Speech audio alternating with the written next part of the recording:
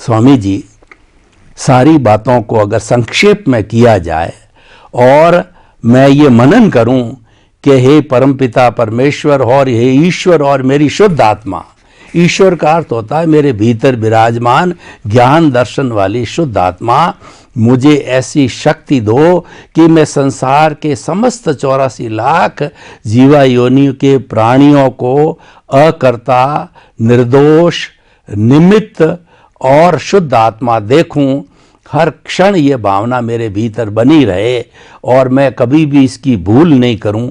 तो कृपया ऐसा प्रयोग, ऐसा नुक्शा बताइए कि उसको अगर साथ में जोड़ दें। आपने अभी फरमाया कि प्रैक्टिस बिना कोई नहीं होता है, तो हम इसको प्रयोगात्मक रूप से कैसे करें, इस भावना को सुदृढ़ बने। तो कृपया आपके पास में बहुत अनुभव है, बहुत ज्ञान है, हमें वो प्रयोग बताइए। काफ़ी सरल है ये प्रयोग को समझना, या तो दृष्टि में ये प्रयोग को फिट करना एग्जाम्पल के माध्यम से बहुत सरल है। मैं आपको एक सिंपल उदाहरण से समझाऊंगा, फिर बाद में आंसर दूंगा कि ये प्रश्न का उत्तर क्या है। सिंपल बात यह है कि कोई भी अविनाशी चीजें उनकी वैल्यू 1 है, एग्जाम्पल, मतलब 0 नहीं होगी। और जो विनाशी चीज है, विनाशी अवस्था है, उसकी वैल्यू होगी 0। सिंपल। अभी हम इस एग्जाम्पल को आगे बढ़ाते हैं। हम आत्मा को 1 कहेंगे या 0 कहेंगे? तो 1 कहेंगे, क्योंकि परमानेंट है, उसका कभी एंड नहीं है। शरीर को हम 0 कहेंगे, क्योंकि जन्म और मृत्यु। संबंधों को 0 कहेंगे, साधनों को 0 कहेंगे, डिग्री को 0 कहेंगे, गोल्ड सिल्वर डायमंड को 0 कहेंगे, लक्ष्मी को 0 कहेंगे, और सारी संपत्तियों को 0 कहेंगे, स्टेटस को 0 कहेंगे। आप समझे ना, सब कुछ 0 है। सत्ता, संपत्ति, संबंध और साधन, सबकी वैल्यू 0 है। मगर आगे एक होने के नाते फिर 1 0 आया तो 10 हुआ, दूसरा 0 आया तो 100 हुआ, तीसरा 0 आया तो 1000 हुआ, फिर 0 आया तो 10,000, फिर 0 आया तो लैक्स, फिर 0 आया तो 10 लाख, फिर 0 आया तो करोड़। ऐसे हर 0 की वैल्यू बढ़ गई है। तो 0 मगर आगे क्या है?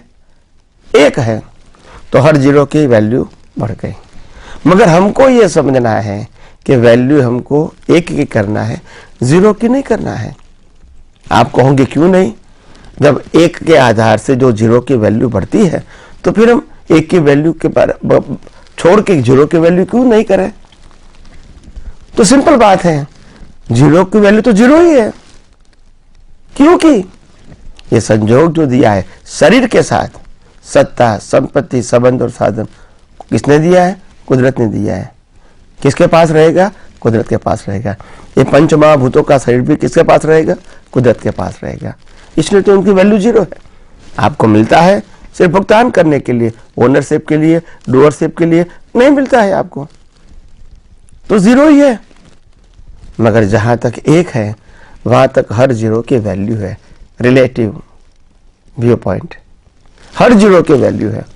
जब मैं डॉक्टर बना हूं और मेरी श्वास चलती है, तब तक मैं डॉक्टर ही रहूंगा। जब मैंने 5 करोड़ का मकान खरीदा है, जब श्वास चलती है तब तक मैं उसका मालिक ही रहूंगा। जब मेरे पास बड़ा परिवार है, जहां तक श्वास चलती रहेगी, ये परिवार का भी मैं मुखिया हूं। यानी हर चीज मेरी आत्मा के साथ जुड़ी हुई है, क्योंकि आत्मा परमानेंट है। जैसे ही आत्मा शरीर से निकल जाएगी, 0 की वैल्यू क्या हो जाएगी? 0 हो जाएगी। तो 0 थी, 0 है और 0 रहेगी। मगर जब आपके पास आता है, तब आप इनकी वैल्यू करते हैं। 1 के आधार से 0 की वैल्यू, 0 के आधार से 1 की वैल्यू नहीं है। यह गलत दृष्टि है आपकी। 0 के आधार से 1 की वैल्यू नहीं है, 1 के आधार से 0 की वैल्यू है।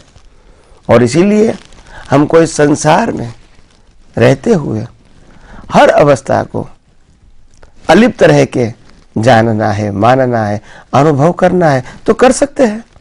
ये एग्जाम्पल से कहने का मतलब ये है कि हम अलिप्त रहना चाहता है मन वचन काया से और उनकी अवस्थाओं से, तो आसानी से रह सकते हैं अगर हम हर अवस्था की वैल्यू धीरे धीरे करके अपने प्रयासों से, अपने अनुभव से, अपने उपयोग से जैसे जैसे जैसे उसकी वैल्यू कम करते जाएंगे, इतना हमारा मोह, इतना हमारा राग द्वेष उनके प्रति खत्म हो जाएगा और हम शुद्धात्मा के अंदर और प्रबलता से स्थिर रह सकते हैं।